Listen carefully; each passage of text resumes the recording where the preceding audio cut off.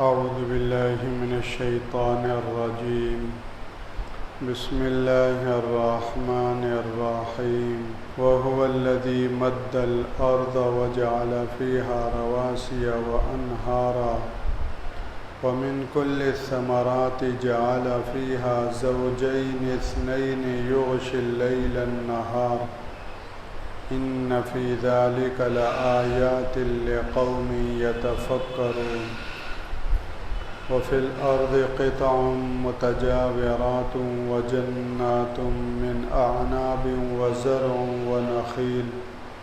ونخيل صنوان وغير صنوان يسقى بماء واحد ونفضل بعضها على بعض في الأكل إن في ذلك لآيات لقوم يعقلون. وإن تعجب فعجب قولهم أإذا كنا ترابا أإنا لفي خلق جديد أولئك الذين كفروا بربهم وأولئك الأغلال في أعناقهم وأولئك أصحاب النار هم فيها خالدون. اور وہی ہے جس نے زمین کو پھیلایا اور اس میں پہاڑ اور دریا بنائے، ومن کل الثمرات اور ہر طرح کے پھلوں کے، جعل فیہا زوجین اثنین دو جوڑے بنائے، یغشی اللیل النہار وہ رات کی چادر کو دن پر اڑا دیتا ہے، ان فی ذلک لآیات لقوم یتفکرون، یقیناً اس میں البتہ بڑی نشانیاں ہیں ان لوگوں کے لیے جو غور و فکر سے کام لیتے ہیں۔ وفی الارض قطع اور زمین میں ٹکڑے ہیں، قطعے ہیں، متجاورات جو پاس پاس واقع ہیں، ملے جلے ہوئے، وجنات من اعناب اور انگوروں کے باغات ہیں، وزرع اور کھیتیاں ہیں، ونخیل اور کھجوروں کے درخت ہیں، صنوان دورے، وغیر صنوان اور اکیرے، یسقى بماء واحد ان سب کو ایک پانی دیا جاتا ہے، وَنُفَضِّلُ بَعْضَهَا عَلَى بَعْضٍ فِي الْأُكُلِ اور ہم ان میں سے بعض کو بعض پر ذائقے میں فضیلت دیتے ہیں، إِنَّ فِي ذَلِكَ لَآيَاتٍ لِقَوْمٍ يَعْقِلُونَ یقیناً اس میں البتہ بڑی نشانیاں ہیں ان لوگوں کے لیے جو سوچتے ہیں۔ وَإِن تَعْجَبْ فَعَجَبٌ قَوْلُهُمْ اور اگر تم تعجب کرو تو ان کا کہنا واقعی عجیب ہے کہ کیا جب ہم مٹی ہو گئے اَإِنَّا لَفِي خَلْقٍ جَدِيدٍ تو کیا واقعی سچ مچ نئے سرے سے پیدا ہوں گے۔ اولئک الذین کفروا بربہم یہی وہ لوگ ہیں جنہوں نے اپنے رب کی قدرت کا انکار کیا، واولئک الاغلال فی اعناقہم اور یہی وہ لوگ ہیں جن کی گردنوں میں طوق پڑے ہوئے ہیں، واولئک اصحاب النار هم فیہا خالدون اور یہ جہنم کے باسی ہیں جس میں وہ سدا رہیں گے۔ مظاہر قدرت اللہ جل شانہ کی وحدانیت کے مظاہر کا بیان ہو رہا ہے۔ اوپر کی آیت کے آخر میں اللہ جل شانہ کی ایک صفت کا بیان کیا گیا تھا، یدبر الامر کہ سارے کاموں کی تدبیر اللہ کرتا ہے، مدبر الامر اسی کی ذات ہے۔ آسمانوں کو بلندیاں دیں، بغیر ستونوں کے ان کو کھڑا کیا، سورج چاند ستاروں کو کام میں لگایا اور سب اپنے اپنے مدار میں اللہ کے طے شدہ طریقے اور رفتار کے مطابق چل رہے ہیں، اپنے وقت تک کے لیے رواں دواں ہیں۔ تو اس کے بعد فرمایا یدبر الامر، یہ سارا تدبیر کرنے والا کون ہے؟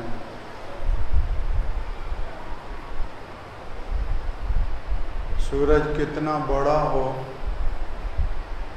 اور اس کائنات کو روشن کرنے کے لیے کتنے پاور کی ضرورت ہے کہ زمین والے بتاتے ہیں کہ 380 million kilowatt multiplied 380 million kilowatt, یہ پاور برقی توانائی سورج ایک لمحے میں اہل زمین کو مہیا کرتا ہے، ایک لمحے میں۔ تو 1 منٹ میں اور 1 گھنٹے میں اور صبح سے لے کر شام تک پورا دن، ہفتہ، مہینہ، سال، کتنی توانائی خرچ ہو رہی ہے۔ ہم یہ چھوٹا سا بجلی کا نظام دیکھ لیں، اس کے گرڈ اسٹیشن دیکھ لیں، اس کا پورا سسٹم دیکھ لیں، کتنی تدبیر ہے اس میں، اللہ کی دی ہوئی ذہانت اور اللہ کے دیے ہوئے عقل کا کتنا استعمال ہے۔ بجلی پیدا کیسی کی جائے اور پیدا کرنے کے بعد اس کا ذخیرہ کیسے کیا جائے، اس کی سپلائی کیسے کی جائے، 20 اس کے شعبے ہیں۔ اور ہماری تدبیر کا یہ حال کہ آئے دن کتنے اس میں ڈیفیکٹ ہوتے ہیں، کہاں کہاں سے ٹرپ ہو جاتی ہے، کہاں کہاں سے فیوز اڑ جاتے ہیں، کہاں کہاں سے PMT پھٹ جاتی ہے اور علاقے کے علاقے تاریکی میں ڈوب جاتے ہیں۔ یہ ہماری تدبیر ہے۔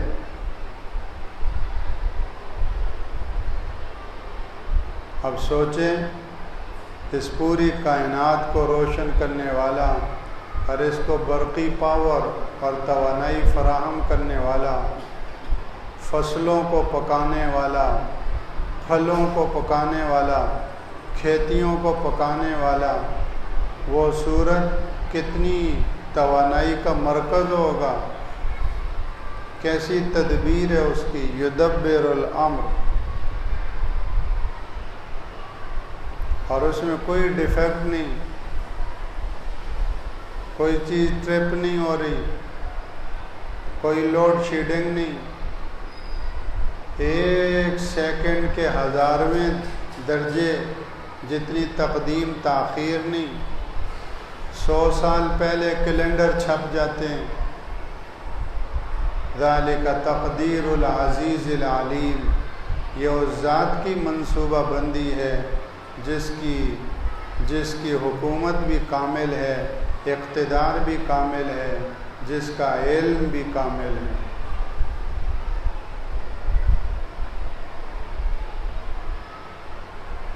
پھر چاند کو دیکھو اور پورا نظام شمسی دیکھو، کہکشاں ہے، اور پھر دنوں اور راتوں کے عدلنے بدلنے کو دیکھو،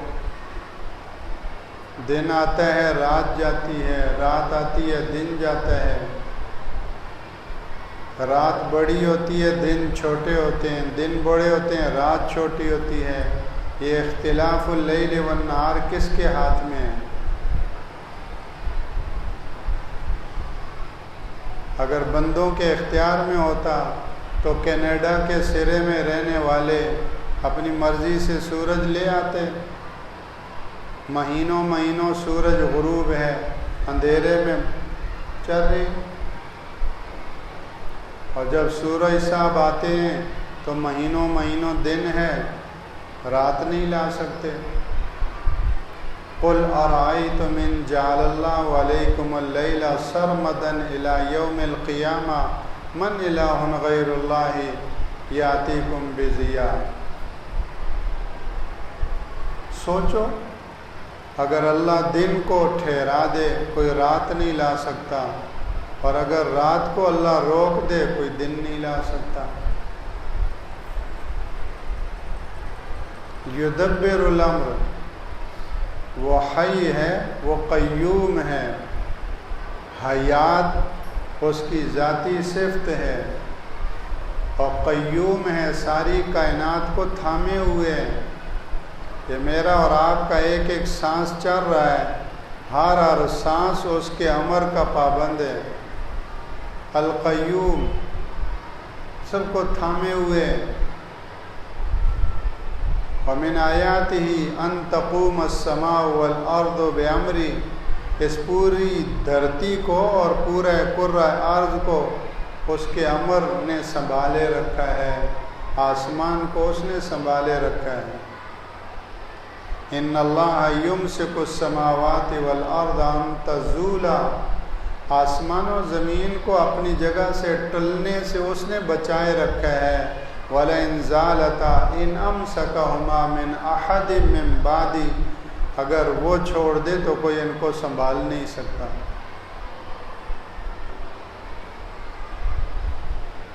یہ زمین جو اپنے مدار میں گھوم رہی ہے اور سورج کے ارد گرد بھی گھوم رہی ہے، دوہری اس کی حرکت ہے، لٹو کی طرح گھوم رہی ہے، لیکن اتنی اللہ جل شانہ کی قدرت، اتنی اس کو ساکت کر دیا، سائلنس کر دیا، خاموش کر دیا کہ ابھی میں اور آپ بیٹھے ہوئے ہمیں محسوس بھی نہیں ہوتا۔ انسان بے تکلف برج خلیفہ بنا لیتا ہے، زمین ذرا ہلتی نہیں، ورنہ یہ بلڈنگیں کون کھڑی کر سکتا اگر زمین ہلتی رہتی۔ یدبر الامر، ہر کام کی تدبیر کرنے والا وہ اللہ ہے۔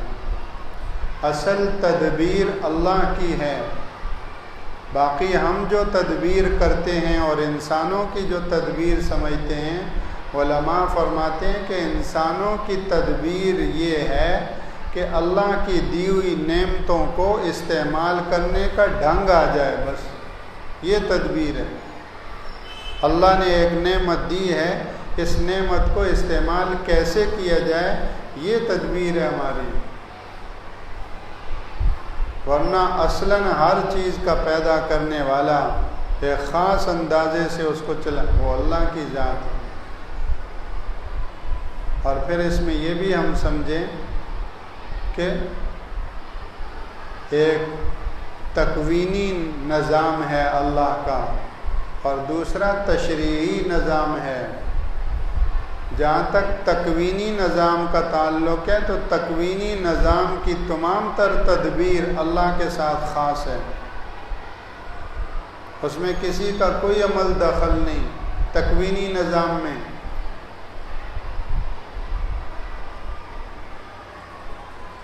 کتنے انسانوں کو اس دنیا میں بھیجنا ہے اور کتنے انسانوں کو کب اس دنیا سے اٹھا لینا ہے، ان کی روزی کا کیا ہونا ہے، ان کی بیماری اور صحت اور ان کے عروج و زوال، اس ساری کائنات کے اندر مدبر الامر اللہ کی ذات ہے۔ کوئی کالا اپنی تدبیر سے سفید نہیں ہو سکتا، کوئی امیر اور غریب اپنی تدبیر سے یہ فرق مٹا نہیں سکتا، کوئی یورپ میں پیدا ہونے والا اپنی تدبیر سے ایشیا میں نہیں پیدا ہو سکتا، یہ اس کی قدرت کا نظام ہے۔ اور اس تکوینی نظام کی ایک جھلک سورہ کہف میں آئی ہے، جہاں موسیٰ اور خضر علیہ السلام کا واقعہ سامنے آیا، 3 واقعات سامنے آئے ہیں۔ یہ تکوینی نظام کی ایک جھلک ہے۔ ایک بچے کو قتل کر دیا، کشتی کا ایک تختہ توڑ دیا، ایک گرتی ہوئی دیوار کو کھڑا کر دیا۔ تو یہ ایک جھلک دکھائی گئی ہے تکوینی نظام کی کہ یہاں اس کائنات میں جو بھی ہو رہا ہے یہ ایسے ہی خواہ مخواہ نہیں ہو رہا، اس کے پیچھے امر الہی ہے، تدبیر خداوندی ہے۔ جیسا کہ ایک دوسری آیت میں فرمایا اللہم مالک الملک تؤتی الملک من تشاء وتنزع الملک ممن تشاء وتعز من تشاء وتذل من تشاء۔ یہ تکوینی نظام ہے، اللہ جل شانہ کے فیصلے ہیں۔ ایک اور جگہ فرمایا یخلق ما یشاء، جو چاہتا ہے پیدا کرتا ہے، یہب لمن یشاء اناثا، جس کو چاہتا ہے لڑکیاں دیتا ہے، ویہب لمن یشاء الذکور، اور جس کو چاہتا ہے لڑکے دیتا ہے، او یزوجہم ذکرانا و اناثا، جس کو چاہتا ہے لڑکے اور لڑکیاں دونوں دیتے ہیں، ویجعل من یشاء عقیما، اور جس کو چاہتا ہے بانجھ کر دیتا ہے، نہ لڑکے دیتا ہے نہ لڑکیاں دیتی۔ انہ علیم قدیر، وہ بڑے علم والا اور بڑی قدرت والا ہے۔ مجھے جو اولاد ملی ہے یہ تدبیر خداوندی ہے۔ میں جو پیدا ہوا ہوں، کالا ہوں، گورا ہوں، موٹا ہوں، تکڑا ہوں، لمبا ہوں، ٹگنا ہوں، یہ تدبیر خداوندی ہے۔ میری آنکھیں، میرے یہ پورا سراپا، یہ سب تدبیر خداوندی ہے۔ یا ایھا الانسان ما غرک بربک الکریم الذی خلقک فسواک فعدلک فی ای صورت ما شاء رکبک۔ جتنے ہم بیٹھے ہوئے ہیں یہ سب تدبیر خداوندی کے مظاہر ہیں، اللہ کی تدبیر۔ یدبر الامر، اس میں اس کا کوئی شریک نہیں۔ اور جو تشریعی نظام ہے اللہ کا، جائز و ناجائز، حلال و حرام، اس کا مجھے اور آپ کو جو اختیار دیا ہے، اس میں اور آپ تدبیر کرنے کے پابند ہیں، اور اس میں بھی ہم حدود میں رہتے ہوئے، جائز حدود میں رہتے ہوئے تدبیر کرنے کے پابند ہیں۔ ناجائز کا ارتکاب کر کے اگر تدبیر کریں گے تو وہ تدبیر ہمارے لیے گناہ ہوگی، وبال ہوگی۔ جیسے اولاد ہے، اولاد کے لیے اللہ جل شانہ نے نکاح کی تدبیر رکھی ہے کہ نکاح کرو، اس طرح اولاد کی، یہ جائز تدبیر ہے۔ اگر اولاد کے لیے نکاح سے ہٹ کر کوئی اور تدبیر اختیار کرو گے تو یہ ناجائز تدبیر ہوگی اور گناہ ہوگی، اور اس کے اوپر پکڑ ہوگی۔ ایک صحابی کو آپ نے فرمایا تدبیر کے حوالے سے کہ اونٹ کا پاؤں باندھ دو، اس کا گھٹنا باندھ دو، جانور کو باندھ کر، تو پھر فرمایا کہ اللہ کے اوپر توکل کرو۔ تو جائز امور کے اندر، جائز حدود کے اندر رہتے ہوئے میں اور آپ تدبیر کر کے تو پھر فیصلہ اللہ کی ذات پر چھوڑیں کہ ہوگا وہی کہ جو اللہ چاہیں گے۔ اگر اللہ کا فیصلہ میری تدبیر کے مطابق ہوگا تو وہی ہوگا جو میں تدبیر کر رہا ہوں، اور اگر اللہ کا فیصلہ میری تدبیر کے خلاف ہوگا تو میری تمام تر تدبیر کے باوجود وہ نہیں ہوگا جو میں چاہ رہا ہوں اور جو کوشش کر رہا ہوں۔ یعقوب علیہ السلام نے اپنے بیٹوں کو بھیجا مصر، تدبیر کی کہ میرے بیٹوں مصر میں جب داخل ہوگے تو ایک جگہ سے، ایک دروازے سے سب داخل مت ہونا، الگ الگ خاموشی سے، کوئی ادھر سے، کوئی ادھر سے، کوئی ادھر سے چلے جانا۔ وقال یا بنی لا تدخلوا من باب واحد وادخلوا من ابواب متفرقہ، یہ تدبیر کی ہے۔ لیکن ساتھ ہی بیٹوں کو بتایا کہ دیکھو ما اغنی عنکم من اللہ من شیء، اگر اللہ کی طرف سے کوئی صورت تمہارے لیے ہوگی تو میری یہ تدبیر تمہیں بچا نہیں سکے گی، میری یہ تدبیر تمہیں بچا نہیں سکے گی۔ تو قدم قدم پر میں اور آپ حدود میں رہتے ہوئے تدبیر کے پابند ہیں، لیکن تدبیر کرنے کے باوجود یقین اپنی تدبیر پر نہ ہو، یقین اللہ کی ذات پر ہو۔ یہ میں تدبیر اس لیے کر رہا ہوں کہ میں اس کا پابند ہوں، لیکن ہوگا وہی جو منظور خدا ہو۔ یدبر الامر، اور سورہ الف لام میم سجدہ سے پتہ چلتا ہے کہ اللہ کی تدبیر ساری کائنات کے اوپر محیط ہے۔ پاکستان، اسلام آباد سمیت ایشیا، یورپ، مغرب، مشرق، شمال، جنوب، ساری کائنات کے اوپر اللہ کی تدبیر کی قدرت کا نظام محیط ہے۔ یدبر الامر من السماء الی الارض، آسمان سے لے کر زمین تک ساری کائنات کے نظام کی تدبیر کرنے والا وہ ہے۔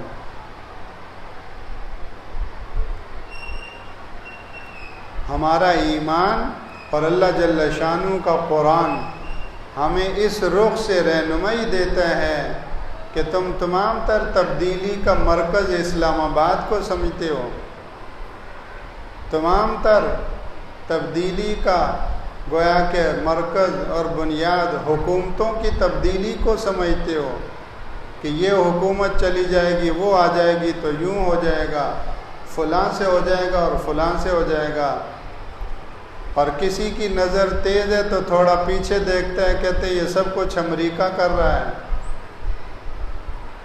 تو اللہ کا قرآن ہمیں مخلوق سے اٹھا کر خالق کی طرف متوجہ کر رہا ہے کہ یدبر الامر من السماء الی الارض، زمین سے لے کر آسمان اور آسمان سے لے کر زمین تک ساری کائنات کی تدبیر کرنے والا وہ ہے۔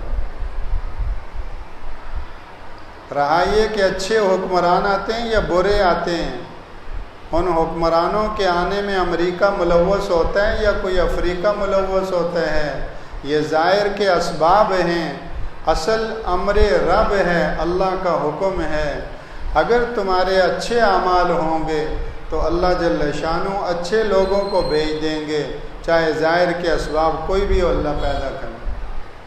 اور اگر تم گندے ہو جاؤ گے، گندے کام کرو گے، تو پھر اللہ گندوں کو مسلط کرے گا اور گندوں کو ذریعہ بنائے گا، وہ گندا چاہے امریکہ سبب بن جائے۔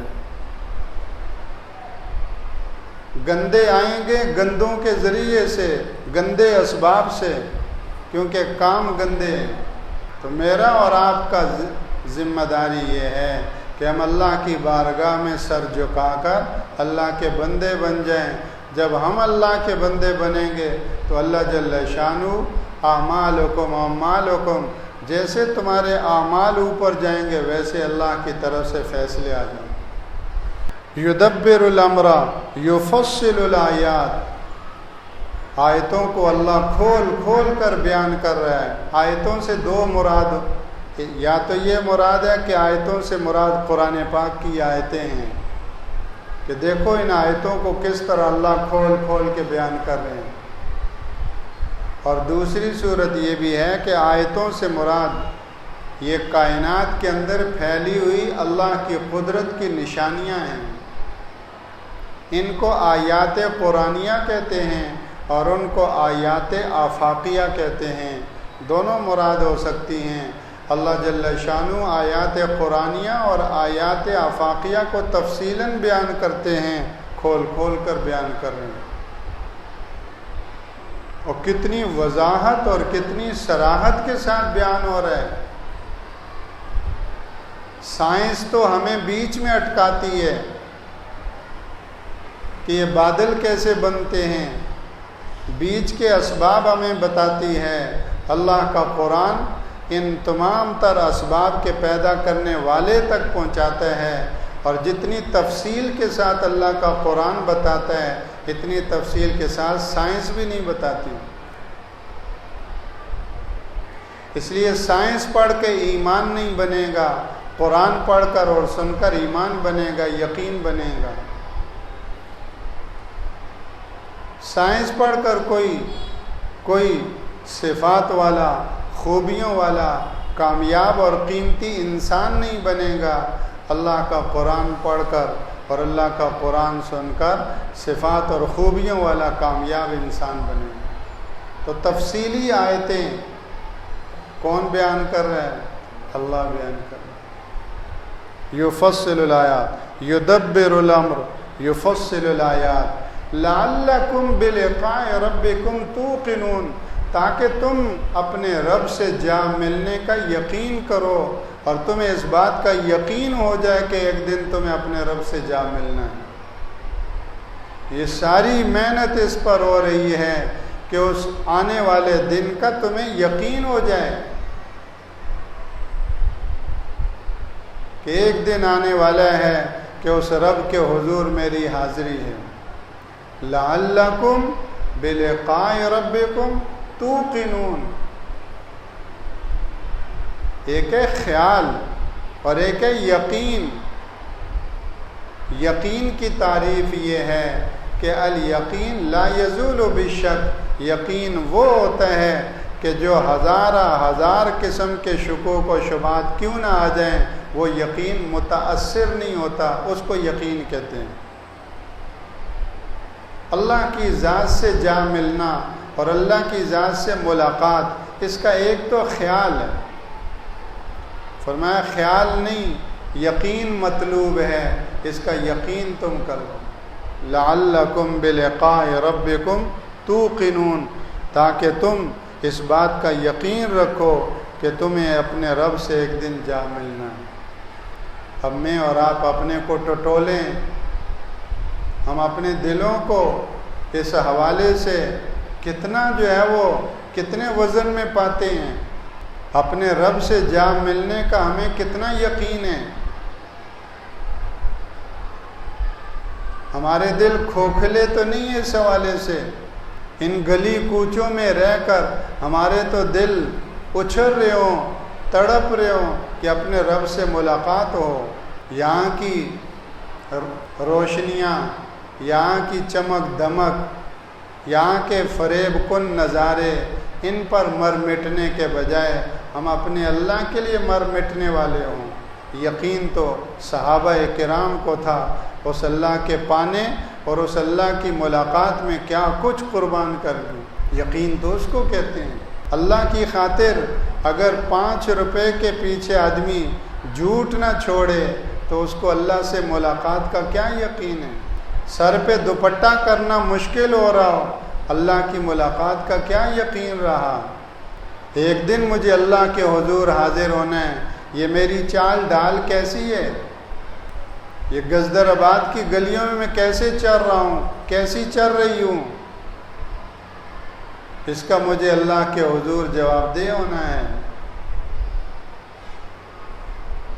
دوستی میں آؤں تو سیاہ بھی سفید کر دوں اور دشمنی میں آؤں تو سفید بھی سیاہ کر دوں۔ اللہ سے جا ملنے والا ایسا نہیں کرتا۔ تو اس کو ہم اہتمام سے لیں۔ یدبر الامر یفصل الآیات، وہ اللہ سارے نظام عالم کی تدبیر کرتا ہے اور یفصل الآیات، آیات کو کھول کھول کر تفصیلاً بیان کرتا ہے، اجمالاً نہیں، اشارتاً نہیں۔ ایک ہوتا ہے اشارہ کر دیا، اجمالاً کہہ دیا، خلاصتاً کہہ دیا، اگر نہیں، یفصل الآیات۔ اللہ اکبر، ایک تو اللہ ہو اور پھر وہ اللہ تفصیل سے بیان کرنے والا ہو، اور پھر بیان کس لیے کر رہے ہیں؟ لعلکم بلقاء ربکم توقنون، تاکہ تمہارے دلوں میں یہ یقین پیدا ہو جائے، تازہ بتازہ ہو جائے کہ ایک دن تم اپنے رب سے جا ملنے والے ہو۔ یہ جو آیتوں کا اختتام ہوتا ہے، یہ ایتر ہوتا ہے، پوری آیت کا ایتر، نچوڑ، جیسے گنے کو نچوڑا تو رس نکلا۔ آیتوں کے جو فواصل ہیں، فواصل آیات، یہ رس ہوتے ہیں پوری آیت کا۔ آگے فرمایا وَهُوَ الَّذِي مَدَّ الْأَرْضَ، اللہ ہی وہ ذات ہے جس نے زمین کو پھیلا دیا۔ اللہ اکبر، یہ دیکھو پورا کراچی پاکستان اور پورا بر اعظم ایشیا افریقہ، یہ کرۂ ارض، وَهُوَ الَّذِي، وہی ذات ہے، مد الارض، جس نے اس کرۂ ارض کو پھیلا دیا۔ اس پہ امریکہ بھی وہ بستا ہے، افریقہ بھی بستا ہے، ایشین بھی بستے ہیں، یورپین بھی بستے ہیں۔ یہ سب اللہ کی مخلوق ہیں اور اللہ کے دسترخوان پہ پلنے والے ہیں، سب ایک ایک دانے پانی میں اس کے محتاج ہیں۔ ان کے لیے گھر کا انتظام اس اللہ نے کیا ہے۔ وَهُوَ الَّذِي، اللہ ہی تو ذات ہے، مد الارض، جس نے زمین کو پھیلا دیا، وَجَعَلَ فِيهَا رَوَاسِيَ وَأَنْهَارًا، اور اس میں پہاڑوں کو اور دریاؤں کو چلا دیا، پہاڑ پیدا کیے، دریا پیدا کیے۔ یہ یفصل الآیات، اور مری جاؤ تو اپنی آنکھوں سے دیکھو کہ یہ بلند و بالا پہاڑیاں، یہ آسمان سے باتیں کرنے والے پہاڑ، یہ درے، یہ کوہ بیابان، یہ سارے کے سارے قدرتی مناظر۔ جعل فیہا رواسی وانہارا ومن کل الثمرات جعل فیہا زوجین اثنین، اور ہر قسم کے پھلوں میں جوڑے جوڑے بنائے، دو دو جوڑے۔ اب یہ جو دو دو جوڑے ہیں ہر رخ سے ہیں، رنگ کے اعتبار سے بھی جوڑے جوڑے ہیں، رنگ کے اعتبار سے بھی، جتنے آپ پھلوں کو لیں ان پھلوں میں کلر اور رنگ کے اعتبار سے بھی جوڑے جوڑے ہیں، مذکر مؤنث کے اعتبار سے، نر اور مادہ کے اعتبار سے بھی جوڑے جوڑے ہیں پھلوں میں۔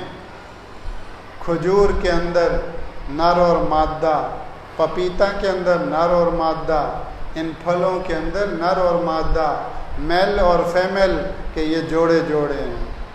ذائقے کے اعتبار سے بھی جوڑے جوڑے ہیں، کھٹا ہے، میٹھا ہے، ترش ہے، اور اسی طرح وٹامنز کے اعتبار سے بھی اس میں کیا ہے، جوڑے جوڑے ہیں۔ تو ظاہراً بھی، شکل و صورت میں بھی، صفات اور خوبیوں میں بھی، تاثیرات میں بھی اور ذائقوں میں بھی اللہ نے ان میں کیا کیے، جوڑے جوڑے پیدا کیے، طرح طرح کے بنے۔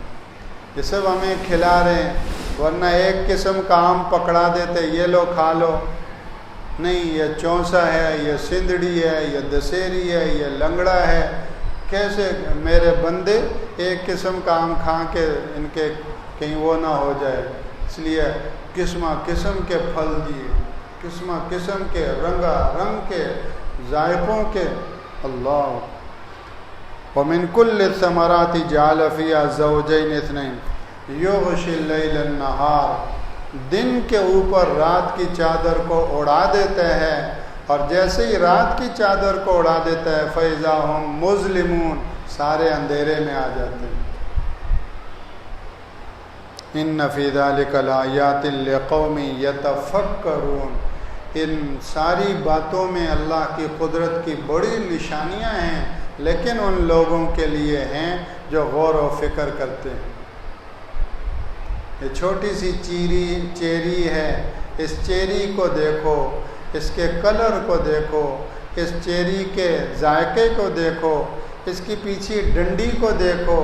وہ ڈنڈی جو ہے اس کے لیے سپلائی لائن ہے، کیسے زمین سے وہ لیتی ہے پانی، اور کیسے اس کے ذریعے سے رس بھی اس میں جا رہا ہے اور اس میں رنگ بھی جا رہا ہے، اس ڈنڈی کے ذریعے سے سب کچھ جا رہا ہے، اور اسی کے ذریعے سے اس میں کلر بھی آ رہا ہے، اس میں مٹھاس بھی آ رہی ہے، اس میں سخت گٹھلی بھی بن رہی ہے، اور پھر اوپر سے واٹر پروف پیکنگ بھی ہو رہی ہے، ایئر پروف بھی پیکنگ ہو رہی ہے۔ ہر پھل ایئر پروف ہے، ہر پھل واٹر پروف ہے، مکھی مچھر اور ان ساری کثافتوں سے اس کی اللہ نے قدرتی طور پر حفاظت کی۔ ان فی ذلک لآیات لقوم یتفکرون، غور و فکر کرنے والوں کے لیے اس میں اللہ کی قدرت کی بڑی نشانیاں ہیں۔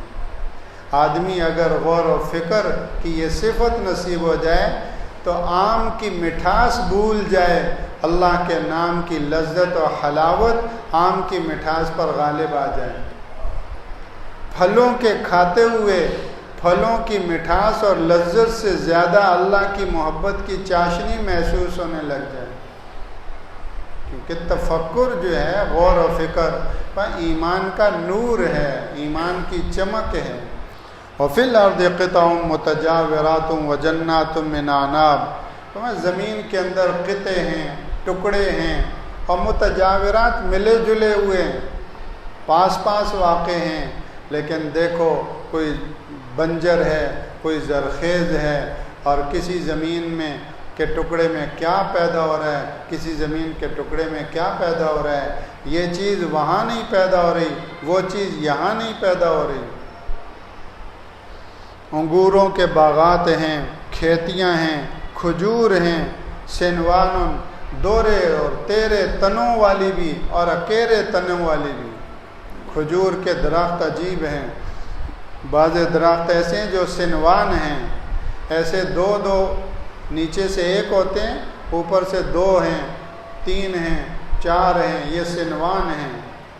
اور عام طور پر غیر و سنوان کھجور کا ایک درخت ہوتا ہے، تو کھجوروں کے باغات ہیں، دورے اور تیرے تنوں والے بھی، اکیرے تنوں والے بھی۔ یسقا بماء واحد، ان سب کو ایک پانی دیا جاتا ہے۔ دریائے سندھ آتا ہے، وہی جو ہے وہ کھجوروں کو بھی لگ رہا ہے، وہی زر ان کھیتیوں کو بھی لگ رہا ہے، اور وہی انگوروں کے باغات کو بھی اس سے سینچا جا رہا ہے، اور سارے پھلوں اور فصلوں سب کو زمین ایک، مٹی ایک، پانی ایک، لیکن نفضل بعض علی بعض فی الاکل، سب کے ذائقے مختلف، سب کے رنگ مختلف، سب کی تاثیرات مختلف، سب کے سائز مختلف۔ وہ کون ہے جو ایک مٹی، ایک زمین، ایک پانی سے مختلف رنگتوں والے، مختلف ذائقوں والے اور مختلف سائز والے یہ پھل اور یہ فصلیں پیدا کرنے والا ہے؟ ان فی ذلک لآیات لقوم یعقلون، یقیناً اس میں عقل سے کام لینے والوں کے لیے اللہ کی قدرت کے بڑے ایڈریس ہیں، بڑے پتے ہیں، بڑے نشانات ہیں، اور وہ یقین مان لیتے ہیں کہ ہاں اس سب کا کرنے والا ایک اللہ ہے۔ ہر گیا ہے کہ الزمی رویت وحدہ لا شریک لا گویت، ہر ننی منی کومپل جو زمین سے نکلتی ہے وہ اپنی زبان حال سے گواہی دیتی ہے کہ میرا پیدا کرنے والا وحدہ لا شریک ہے۔ اس سب کے بعد اگر تم تعجب کرو تو واقعتاً ان لوگوں کی بات بڑی ہی باعث تعجب ہے کہ جو یہ کہتے ہیں کہ کیا ہم مرنے کے بعد جب مٹی ہو گئے تو واقعی سچ مچ نئے سرے سے پیدا ہوں گے۔ فرمایا کہ یہ وہ لوگ ہیں جنہوں نے اپنے رب کی قدرت کا انکار کیا۔ اللہ کی قدرت سے بھرا ہوا یہ جہان دیکھنے کے باوجود یہ کہتے ہیں کہ مرنے کے بعد وہ کیسے ہمیں دوبارہ اٹھائے گا؟ ارے یہ تمہیں 6 ارب انسان چلتے پھرتے نظر نہیں آ رہے؟ ان 6 ارب انسانوں کو کس نے پیدا کیا، چلایا؟ تو جس نے پہلی مرتبہ ان کو پیدا کر کے کھڑا کیا، چلا رہا ہے، اس اللہ کے بارے میں جب تمہیں یہ خبر دی جاتی ہے کہ وہ مرنے کے بعد دوبارہ اٹھائے گا تو تمہیں یقین کرنا مشکل ہو رہا ہے۔ اولئک الذین کفروا بربہم، یہ وہ لوگ ہیں جنہوں نے اپنے رب کی قدرت کا انکار کیا۔ اور یہ کیوں کیا؟ اولئک الاغلال فی اعناقہم، خواہشات کی غلامی، شیطان کی پیروی کے طوق ان کے گلوں میں پڑے ہوئے ہیں۔ شیطان کی پیروی اور خواہشات کی غلامی کے طوق گلوں میں پڑے ہوئے ہیں۔ جانوروں کی طرح جو ہے وہ خواہشیں پوری کر رہے ہیں، جانوروں کی طرح ننگے چل رہے ہیں اور حلال و حرام کی تمیز ختم کر کے چل رہے ہیں۔ تو ایسی خواہشات کی غلامی والے اللہ کی قدرت سے اندھے بہرے ہی ہوں گے، اور کیا نتیجہ کیا ہوگا؟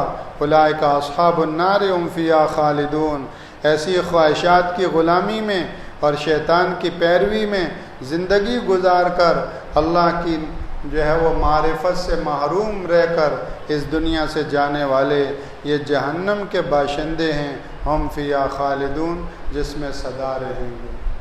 سبحانک اللہم و بحمدک نشہد ان لا الہ الا انت اللہم لک الحمد کما انت اہل وصلی وسلم علی سیدنا محمد عبدک ورسولک کما انت اہل وفعل بنا ما أنت أهل ولا تفعل بنا ما نحن أهل فإنك أهل التقوى وأهل المغفرة وهو الذي ينزل الغيث من بعد ما قنطوا وينشر رحمته وهو الولي الحميد اللهم اسقنا اللهم اسقنا اللهم اسقنا اللهم سيبا نافعا اللهم سيبا نافعا اللهم سيبا نافعا اے اللہ رحمت والی بارش نصیب فرما، اے کریم اللہ رحمت والی بارش نصیب فرما، امن و امان کی دولت نصیب فرما، خوشحالی نصیب فرما، ہر طرح کے دیکھے اندیکھے اے اللہ تمام دجالی فتنوں سے ہماری حفاظت فرما، ہمارے وطن عزیز کی حفاظت فرما، تمام بلاد اسلامیہ کی حفاظت فرما، اے اللہ یہود و نصارہ کی بری چالوں سے، اپنوں اور غیروں کی شر سے اے اللہ اس وطن عزیز کی حفاظت فرما، اے کریم اللہ پوری امت کی حفاظت فرما، تمام مدارس کے تعلیمی سال کا آغاز ہوا چاہتا ہے اے اللہ قبولیت والی بنیادیں نصیب فرما، اور اس تعلیم و تعلم کو علم نبوت کے عام ہونے کا ذریعہ بنا، علم نافع کے نصیب ہونے کا ذریعہ بنا، اے کریم اللہ ہم سب کو اپنا بنا، اپنوں میں شامل فرما، کل قیامت والے دن اپنوں کے ساتھ حشر نصیب فرما، وصلی اللہ وسلم علی سید المرسلین نبینا محمد وعلی آلہ وصحبہ اجمعین آمین برحمتک یا